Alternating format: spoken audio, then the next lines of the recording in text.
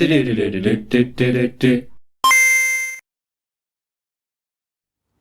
and welcome back to Big Nostalgia, the podcast where we look at the games from our childhood, where they came from, the story of their development, and the story within the game itself. We then talk about the audio and visual design and if we like it, does it hold up? We also discuss a game's legacy. Is it well remembered? Did it spawn a million sequels? Or is it an obscure title that we hear little about these days? My name is Nick. My name's Vicky. And I'm Phill. And this week we move on from the three-tone era of the Game Boy to the vibrancy of the Game Boy Color. And our first full colour game we're talking about is one of Nintendo's first ever remakes. The OG came back better than ever in Super Mario Bros. Deluxe. Ooh. A timeless classic taken to a new audience, or a worrying trend that Nintendo has never quite gotten over since? Let's talk about the first 2D Mario remake on the handheld. Take it away, Phill. So, we are kicking off the second half of the season with our first Game Boy Color game. The immediate comparison is, of course, to Super Mario Land, the first ever Mario game on Game Boy, which we covered earlier in the season. This is the first Super Mario Bros. Game ported in full to a handheld. So we're not counting those Super Mario Bros. Game & Watch games we talked about in the Super Mario Land episode. We're not talking about console remakes. This is the first time you could take Super Mario Bros. On your Game Boy. It was released on the 10th of May 1999, in December 1999 in the UK, and in Japan on the 1st of March 2000. But there's a little caveat with that, which we'll come back to later. There's a little asterisk next to that Japanese release. I'm not sure if we're ever likely to do a season of Big Nostalgia on the Nintendo Entertainment System, so I'm going to talk a bit about the original Super Mario Bros. And Japan's Super Mario Bros. 2. So as any Nintendo YouTuber has probably told you countless times, Super Mario Bros. 2 we received in Europe and North America was not the original Super Mario Bros. 2 that was released in Japan. The Japanese game was essentially a more difficult version of the original game. The worldwide Super Mario Bros. 2 was a reskin of a Japanese game called Doki Doki Panic. And if we ever do a Game Boy Advance season, we will probably talk about it in a Super Mario Advance episode. So anyway, we're talking about the original Super Mario Bros. 1985. We're not going to go in depth as this episode is about Deluxe, but it's just a bit throughout the episode as it is the main game that's being remade here. It was developed primarily by two Nintendo powerhouses of Shigeru Miyamoto and Takashi Tezuka, two names you'll have heard countless times before on this show. It was after the two had created the games Excite Bike and Devil World, the former having made use of scrolling screens, and the latter having made use of large on-screen sprites. So these two features became primary parts of Super Mario Bros. As a side-scroller, because games up until this point had largely featured unmoving screens, and kind of when you hit the side of the screen, you transition to the next screen. Think of games like the original Legend of Zelda, for example, which was being developed at the same time. So this was like innovative at the time to have like the screen scroll along with you. That would have been quite a lot for fans as well. If you're used to having it a certain way, to actually have the moving platform, is that where, could they still go backwards, or was it always just moving forwards at this point? It was always moving left to right. You couldn't go back. When did up down was up down before or after the left and right? Like in terms in of terms of scrolling. Depends what you consider scrolling, really, because obviously you got games like Galaga and like rail shooters where you're like the spaceship. But that's arguably not scrolling. The things are coming down. The things are coming to you. The screen is not actually changing. So I'd probably say left to right, because I know this was quite an early game to kind of have this kind of feature in it. So yeah, the title is from the Super Mushroom, which is introduced in this game. So that's why it's Super Mario Bros. Oh. As I said, this game was being developed alongside The Legend of Zelda, to the point where actually ideas from one were getting moved over to the other. So fire bars, like the rotating fire for like the castles and stuff, was a Legend of Zelda idea that they're like, oh, that's a good idea, we're going to put that into Super Mario Bros. So there's a lot of like overlap between the two. That's quite good for collaboration. That's really good for collaboration because there must be so many ideas that either don't fit the aesthetics of the world, but you can do. And having someone else with, hey, that sounds pretty good. Like, let's just do a little bit of a positive wiggling round. I think it helps that back then you could fit development teams into like a room. Yeah.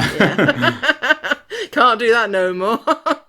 No, I think development teams are too big for that now. Well, you can barely fit them into one building. There's normally multiple buildings all over the world now, isn't there? Mm.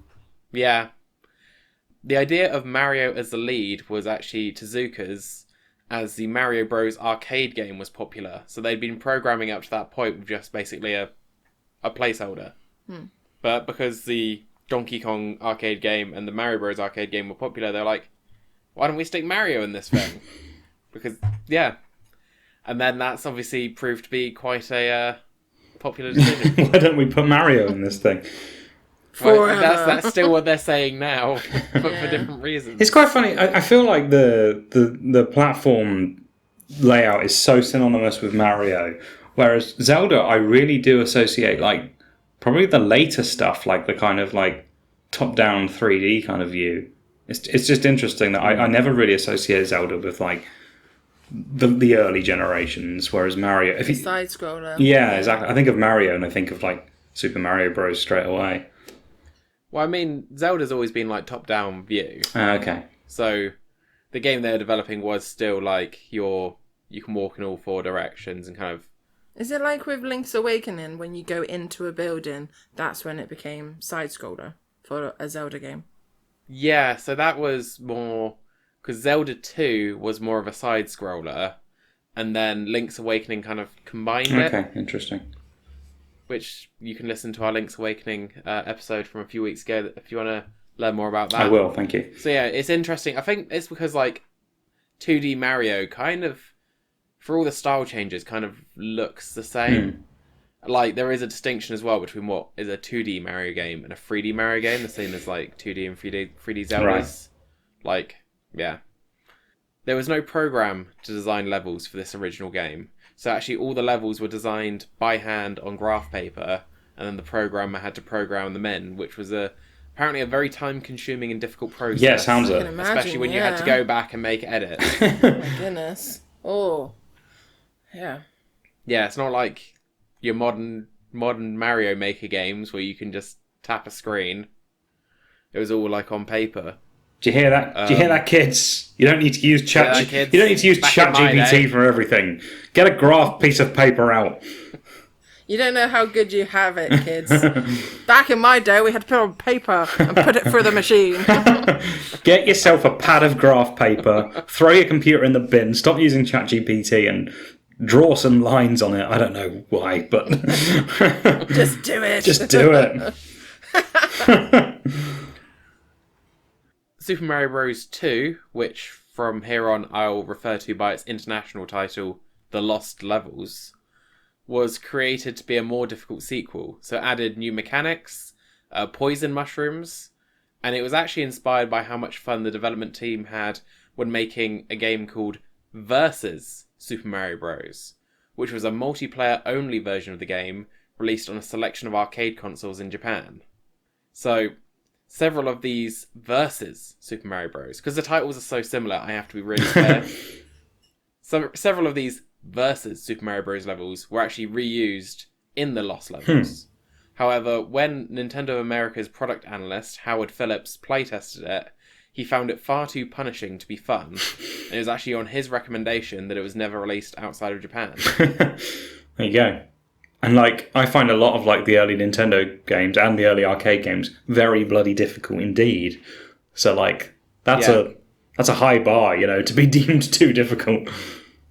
Too difficult for, you know, the era of arcade games that pretty much existed to just drain your wallet. If we're thinking about talking to the kids these days, like there is no YouTube, there is no online, there is literally, if you've got money, you can get the magazine and hope there's a cheat code or maybe a book, but generally it's a If you can't do it, you can't do it. You just have to keep trying until you can. You use your lives back to the start. That's how we did it. Yeah. That's what we call hardcore mode back in the day. No, normal mode back in the day. Goodness, that's hardcore mode these days. So anyway, the first release of the Lost Levels outside Japan was when, along with the original, it was remade with updated graphics in Super Mario All-Stars for the Super Nintendo in 1993. So as a result, this Game Boy Color version would be its first worldwide release with its original 8-bit look. The original version of the Famicom version, like the very original one, would not actually see a release outside Japan until it was released on the Wii Virtual Console in 2007. So 20 years later. Whoa. And that brings us quite neatly back to Super Mario Bros. Deluxe, the actual game we're here to talk about today. It was led by Toshiaki Suzuki from Nintendo R&D 2. He was tasked with remaking both Super Mario Bros. And Link's Awakening for the Game Boy Color. So this game was his directorial debut, and it was followed up by Link's Awakening Deluxe, which was the Game Boy Color one, which I think we mentioned in the Link's Awakening episode.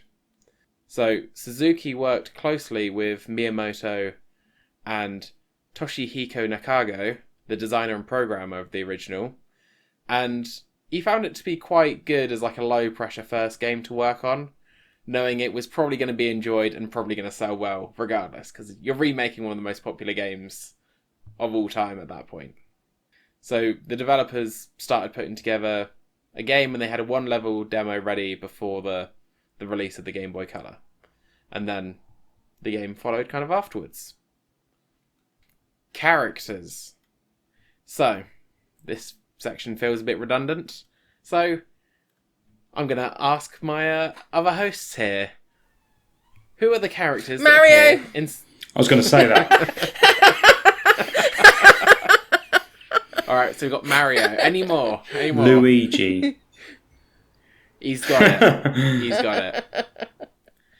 The difference with Luigi this time being that in the original he was just in 2-player mode. Actually, and then in the Lost Levels you could do the Luigi game, which is what introduced him having different mechanics to Mario, kind of his floatier jumping and like his like more slippery controls. His more slippery form factor. Yeah. However, in this game, he's basically just a colour swap of Mario, okay. But you can switch between them in any mode, kind of on the menu screen. Anyway, so we got Mario, we got Luigi. Right, I'm hoping that we got some more here.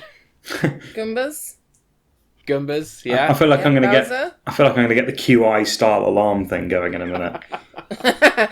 Peach. Yep. Okay. Toad. Yep, we're doing well. Bowser. Yep. Birdo. Donkey Kong. Both of you did, actually. No, Birdo. No, so you got pretty much everyone that's returning from Super Mario Bros. The characters in the deluxe port, which are not in the original, were Yoshi and Boo.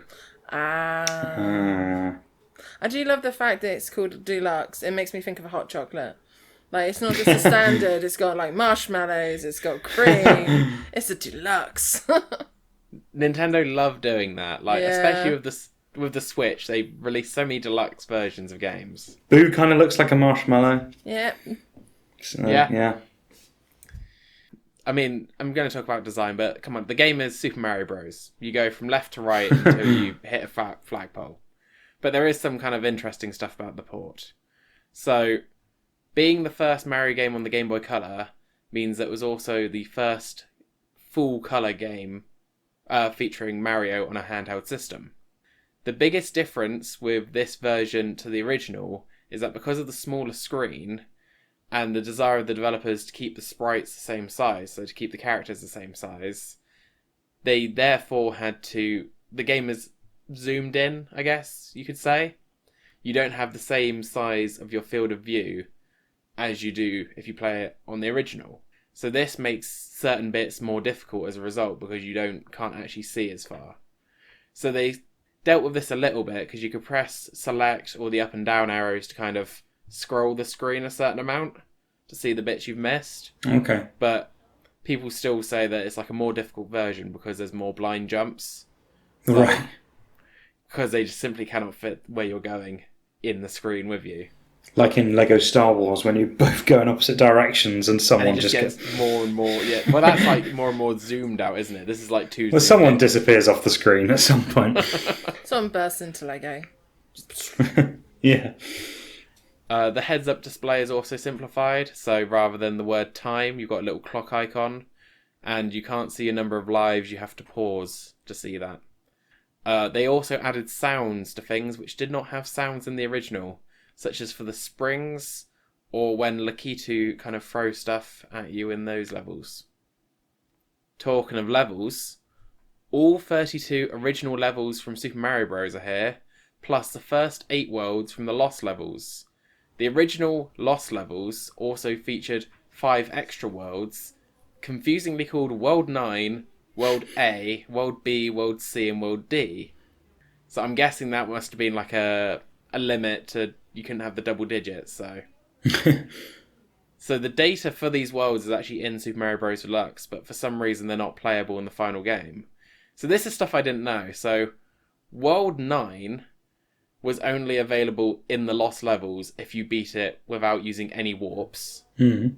You had to beat the game 8 times to unlock Worlds A to D. Whoa, okay. So if you used warps... you would not get World 9, but if that was your 8th time beating it, you'd go straight from World 8 to World A. Yeah. But if you only played it once and it was just, hey, I've played the game, I've had a great time, done. Yeah. You wouldn't even find World A. You may not even discover it if you used a warp at some point during your playthrough. You'd get to the end of World A and that'd be it. Yeah. Blimey. Yeah. I do feel that Nintendo stepped away from this. Like, I feel like these are what proper Easter eggs are. It's not just having a reference or like a colour or like a character. It's actually things that if you don't know, you don't find. Like, and I don't think you can do that proper, in this generation because of YouTube. It's proper old school playground rubbish that you tell your friends. Oh, there's a level. Like, oh yeah, if you beat the game 8 times. Yeah. Yeah. Have you done level 9? What level 9? There's a level 9. No, there isn't. You're bullshitting. Like, I don't think you can do that these days. I got to World C. See, I just don't think you can do that these days, though, because everything is available online. All these playthroughs, all this information, and I do feel that that's a proper Easter egg, having levels that some people just never found. Well, we could learn something from that. I think, like, if you're playing a modern video game and you want to know how to get through a particular quest, don't Google it. Just play it. See what happens. Yeah. Experience it more rather than just looking up the answer. Yeah, I mean, exactly. Nintendo still have this spur occasionally, because I think since one of our last recording sessions, I have now played Mario Kart World, and Vicky, you've played some with me. I have. There are some characters in that game which are just so nonsense to unlock. So there's a bunch of like the enemy characters that you can drive as in that game. But to unlock them, there is an item that summons Kamek, and he transforms you into an enemy. And if he transforms you into that enemy, you've then unlocked them as a racer. But some of them are ridiculous. But you can't do that yourself. No. Somebody else has to use that item on you. So it's just a really strange way to unlock characters, because you have to... It's so many situations that have to line up. And there's a lot of people that are really angry about it. But it kind of harks back to this kind of weird unlockables that I kind of miss. You have no control over. You know the way to do it, but you can't actually control what character you get. So you might never, for a while get that character. It makes you want to play it. The only way you get characters like that now is to buy a DLC, buy the pre-launch bonus edition or something, and then that's locked forever if you miss it. Although we can do a side video about this, or this is just a teeny tiny point. Mario World characters are ridiculous. Some of them don't have arms. Some of them don't even sit in the thing. But maybe that can be like another thing. Maybe that can be a different video. But you can be the Goomba, despite the fact he's got no arms. You can be a cactus plant. You can be a penguin. A penguin has wings, but you can be a cactus plant. How are they driving? You can be a dolphin. It is great, actually, but it is Yeah, because I saw these videos of people being like, oh, me and my friend sat together for 2 hours in versus mode, like, basically just spamming the item box until they'd unlocked everyone. I thought that was... Not the I don't point. know, I think I kind of prefer just kind of getting them gradually whilst I was just playing it, even though it was a bit annoying. Like, Yeah, I yeah. don't know. Each to their own. Thank you for inviting me onto your show, which is just old man yells at cloud. Yeah, it does turn into that a bit more nowadays. We have to be careful about that. I remember when games were so much better before I was born. You just have to be careful with the nostalgia bit of this episode. Yeah. Well, to be fair, I just spent a couple of minutes complimenting a modern game, so it's not too bad. There you go. Anyway, so talking about unlocks, I'm so good at this. In Super Mario Bros. Deluxe, you have to unlock the lost levels by scoring 300,000 points in regular Super Mario Bros. And in this game, the lost levels is referred to as Super Mario Bros. For super players, which is sometimes how it's referred to in kind of the Japanese releases of the lost levels. Okay. So in Japan, it will be referred to as Super Mario Bros. 2 for super players. It's confusing, but in this, it's called for super players. I think maybe just to emphasize it's more difficult. Right. A new addition to both modes is a map screen, which shows your progress. It's very simple compared to the ones you get in kind of Super Mario Bros. 3, Super Mario World. But it's a cute little feature. That's where you can kind of switch between Mario and Luigi.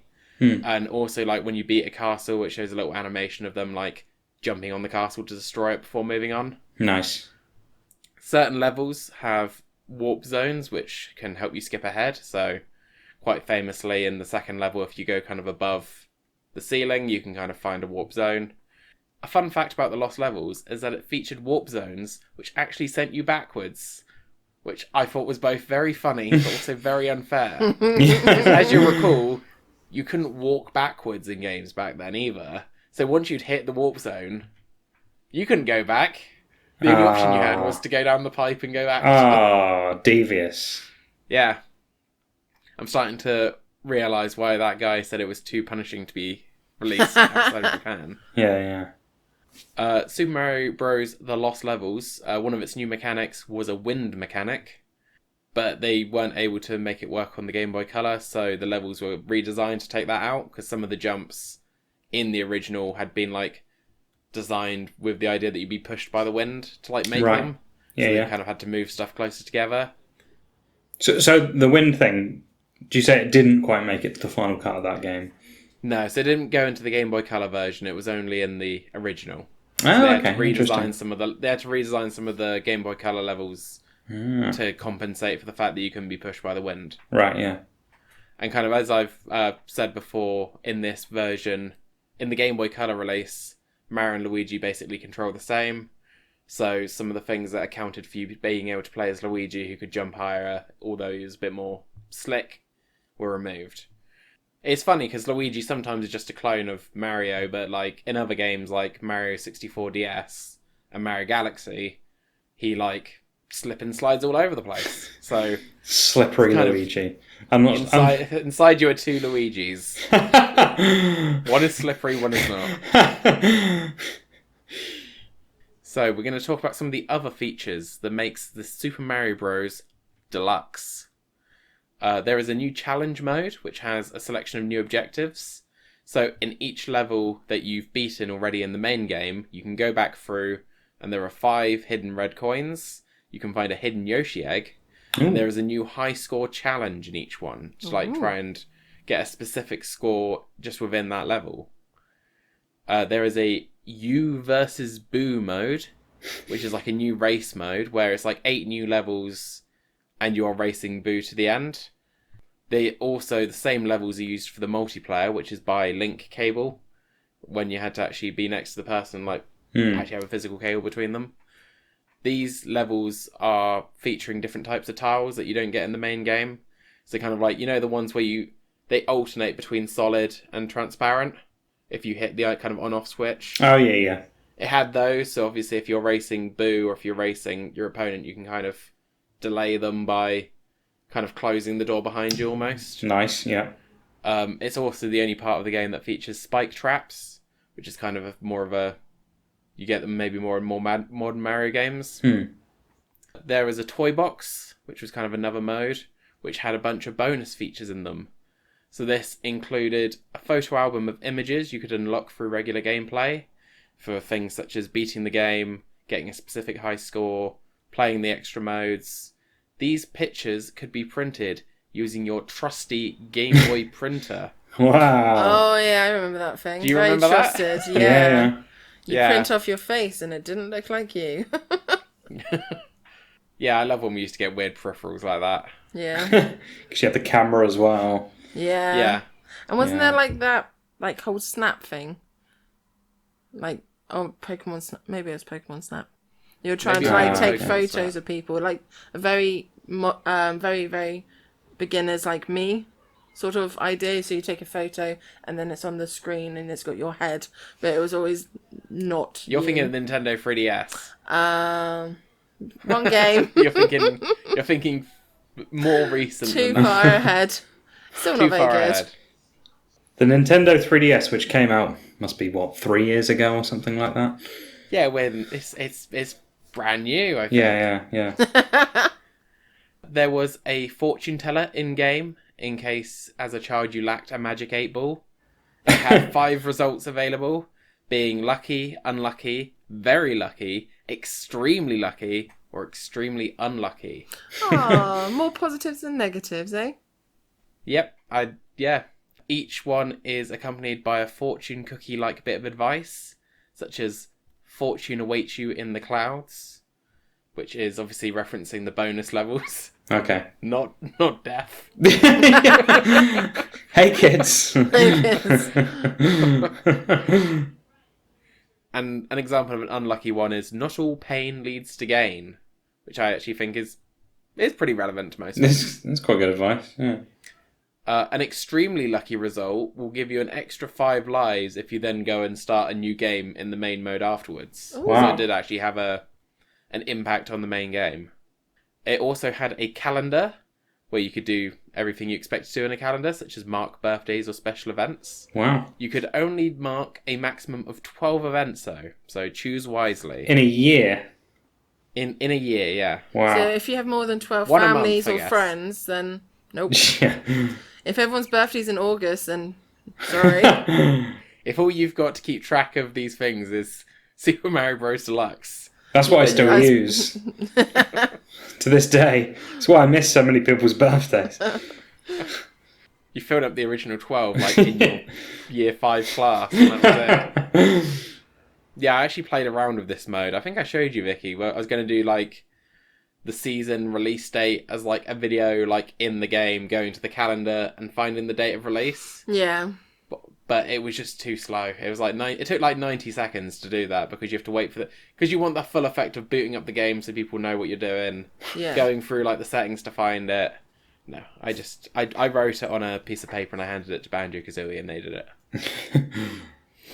The toy box also has a mystery room, which is gradually unlocked for each toad you save in each castle, kind of going through the main game, which gives you more graphics to print out on your Game Boy printer. Love it. What I always wanted. And finally, there is the Yoshi is Here mode, which is a mode to help you find the Yoshi egg in the challenge levels. And it will like flash up like a hint or a clue, okay. like, just like a screen of the level, so you know it's somewhere in that screen. Okay, smart.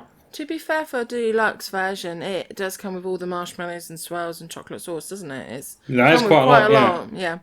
I think, yeah, when you consider some things that get kind of the deluxe label are just re-released with better graphics, I think there is quite a lot of little fun stuff. I remember doing a lot of challenge mode because it's kind of very low pressure if you die as well.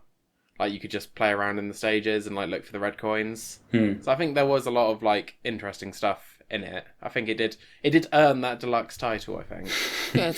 So on to the music. So the music for Super Mario Bros. Was composed by Koji Kondo in the original For the deluxe game, what I could find is that sound design is credited to 2 other Nintendo staff, Yuichi Ozaki and Masami Yone, who both worked at Nintendo from the 90s, and I think they both still work there today.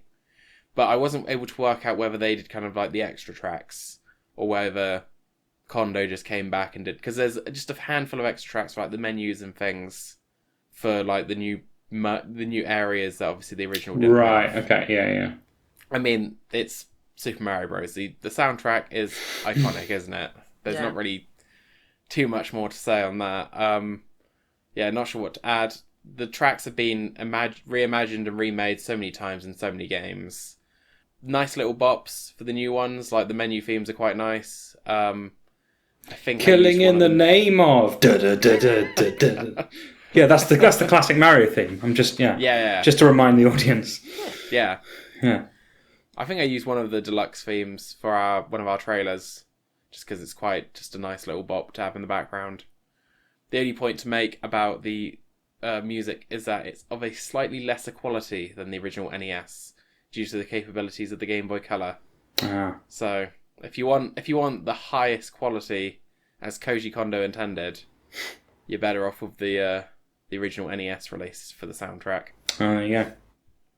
On to quirks. So, in the original Super Mario Bros., it was a glitch that you could jump over the flagpole with Mario, and that would kind of risk actually just locking you. If you went too far past the flagpole, you then couldn't go back and you'd be soft-locked. They actually turned this bug into a feature in the Lost Levels, because that's now how you access some of the warp zones in that second game. Oh, fun. You can jump over the flagpole, and it will take you to the warp. It's not a bug, it's a feature. Not a bug, it's a feature. There you go. To save space, a lot of these quirks are about the original two games, just because there's not many quirks about Deluxe. But something my brain never realised, and that obviously saving space, they reuse a lot of stuff in these old games. So you got the ones which is like, the bushes are recoloured clouds, which is one that I think is quite common. Yeah. One that my brain apparently never realised is that getting hit is the same sound as going into a pipe. I think they're different enough in their context that I just never realised it's just the same do. There you go. I never really thought about it, to be fair. No, but it's like smart the stuff they do, because it's in Mario 64, where Bowser's laugh is the same as the laugh they use for the boos, but the boos one is just sped up. So it's like ho, and they're like hee hee. There you go. It's smart. The same sound file to save space in the disc on the ROM. Mario sprite. So we're talking about Deluxe now. Okay. So Mario's sprite in Super Mario Bros. Deluxe is the same as in the original. Luigi, however, has been updated kind of to match his look at that time. Slipperier. In the original, slipperier. He's covered in oil. No, he's now, because in the original he had kind of a white hat, white overalls with a green shirt. Yeah. Which got made into being like his Fire Luigi form in this game, which is kind of what it's been ever since. Yeah. And he was kind of given a green overalls, kind of dark overalls, green shirt to kind of match Mario in this one. And that, I think, was just to kind of bring up to the modern looks for the characters. Because back then, Luigi's kind of default was kind of white hat and overalls. Whilst the original version of the Lost Levels was never released commercially outside Japan, the reason I put that asterisk next to the release of this game in Japan is because in Japan this game was not commercially released. It was only available if you went to Nintendo Power kiosks and downloaded it onto like a blank flash drive. Oh, wow. Really? So I wasn't able to really work out why. Yeah. So it means that the Lost Levels version in this game is the only version of the Lost Levels to not be released in Japan. The original Lost Levels was never released outside Japan. Wow. Yeah. The Japanese version had just a few minor changes, such as obviously changing the names of the characters to match like their Japanese romanized forms, such as Koopa for Bowser and things like that. It also, with the extra time between the 1999 release worldwide and the 2000 release in Japan, they added a little flashing new next to the photo album when you unlocked a new picture. Neat. Yeah, very neat. Neither of the original Super Mario Bros. Games have credits in them. Oh. So the actual composition of the production team has been put together in interviews and other sources since release. And that's how we know kind of who worked on them. As a result, it's not really known for certain who worked on the lost levels. That's like to save space or something on the disc. Like, we managed to add. Well, could have been. We managed to add in like this little flashing new kind of on the photo album, but we couldn't fit your name on there. Sorry, guys. No, so sorry. The credits was on the original NES one. Oh, okay. The flashing new was with the overwhelming power of the Game Boy Color. Okay, there you go. Which did have credits. Ah, thank God. Yeah. So the only thing I was actually able to find about the lost levels was that it's been referred to in an interview as Takashi Tezuka's directorial debut. So Miyamoto directed the original, Tezuka directed the lost levels, someone else directed the remake. Mm-hmm. And my last quirk is that there was a patent submitted in 2001 by Nintendo for a gaming phone. And it references this game as a potential piece of playable software, but it's under the title of Super Mario Deluxe. There you go. Wish that happened, because now we'd be on the Nintendo phone 20 or something, and it'd be really good. You hope so. I mean, they've just released a Nintendo alarm clock, so I do feel like they're a bit behind. They'll get there. You know that they wouldn't have just done straight numbering. They're not that straightforward. No, very true. Nintendo phone twist or something. The new Nintendo phone Deluxe twist. Well, Apple used Apple, so we're going to use banana because we have DK, so yeah. Nintendo banana. I mean, banana does arguably make more sense for a phone. It's true. It does, yeah. No, people don't do this. I know this is an audio medium, but people don't do this symbol anymore. People don't do the phone symbol anymore. If you're listening when you to put this, up to your hand with the apparently thumb people and the little finger. People do this now, and I'm like, for context, With an open palm. I'm just holding an open palm to my ear. Yeah. That's now a phone symbol. Yeah. Ah. Lame. Yeah, this episode has turned into Old Man Yells at Cloud. Yeah. I don't want your woke palm phone. Get out. I want your banana phone. Thumb up, little finger down, put it to your face, proper. We used to be a real country. I used to hold my pinky out and my thumb out.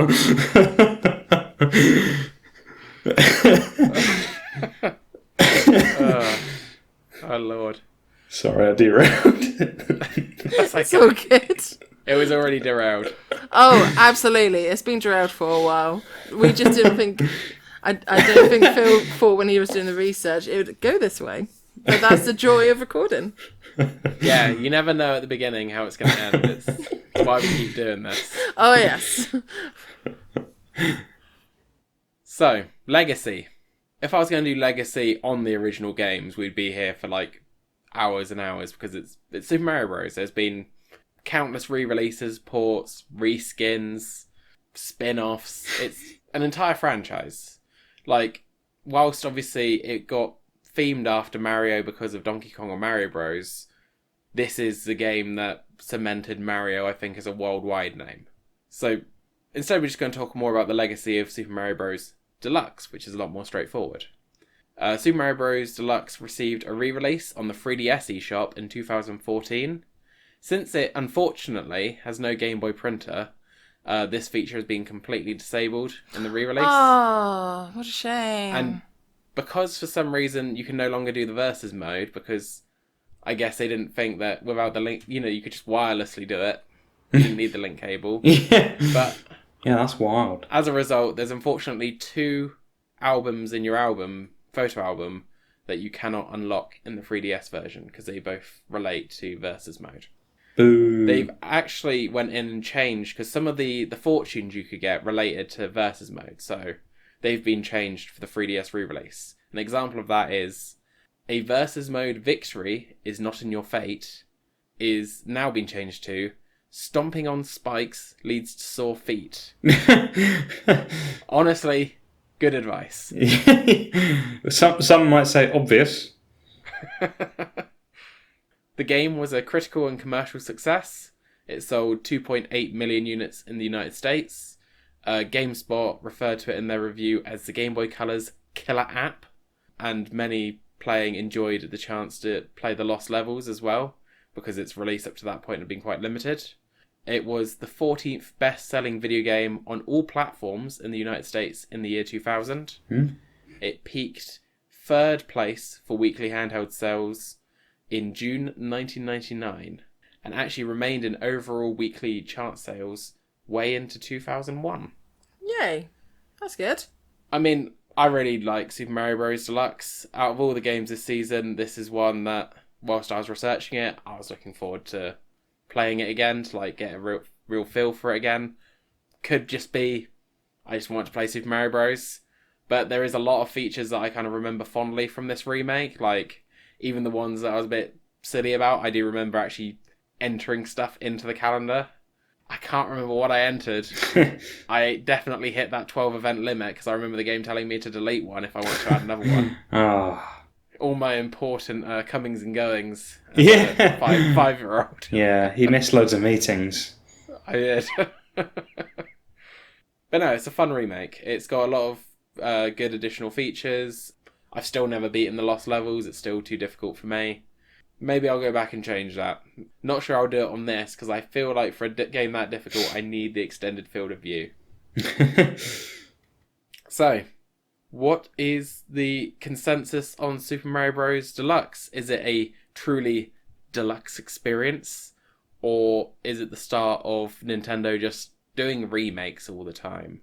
Vicky, what do you think? So for this one, because it's still quite early in the Nintendo's history of doing remakes. I mean, these days remakes for Nintendo are just as common as new game ideas for Nintendo. They're a dime a dozen. But I do feel that this one came with what you've explained in this video. It did come with the bells and whistles. It wasn't just a carbon copy of the game in better graphics. They thought about it and they actually did extend on what they had with all the extra little mini games and all the little levels and the Easter eggs and everything like that. So I think it's a redo of a game worthwhile, and it's generally a good game anyway. Even as a standard hot chocolate, it's still yummy. How about you, Nick? Well, you said, is it a true deluxe edition, or is it the start of Nintendo shoehorning remakes and Mario into everything? I say it sounds a bit like both. Fair. It sounds like it's full of lots of actual quite cool features, and they've put a lot of time and effort into calling it a deluxe. But yeah, I think there's also an element of we can chop and change and reuse a few bits and make a few more bob off the back of it. Well, I mean, the Game Boy Advance had not one, not two, but 4 console Mario games ported to it. So wow. Yeah, it was the start of a little while. I mean, obviously it was nice to have those games on the go, but yeah, begun the Clone Wars some have. Some idea was started here today. This brings us to the end of another big nostalgia.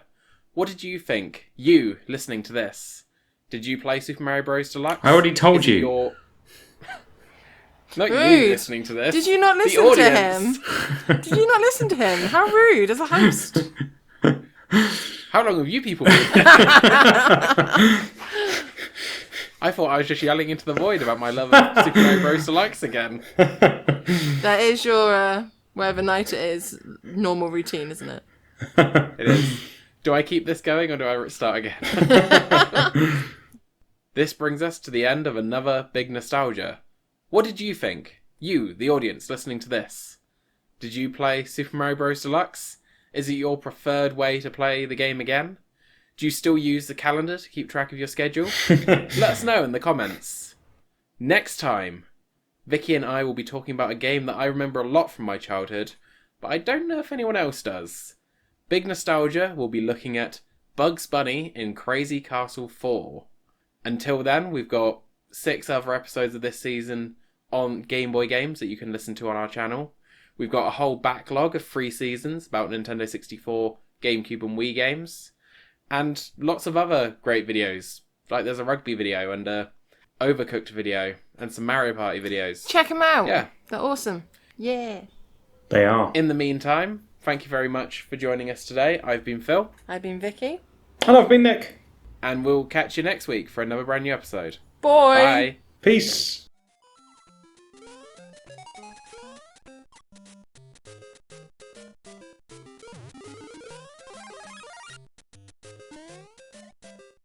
So, to talk about the game, well, I'm not sure if we're ever likely to do a big season.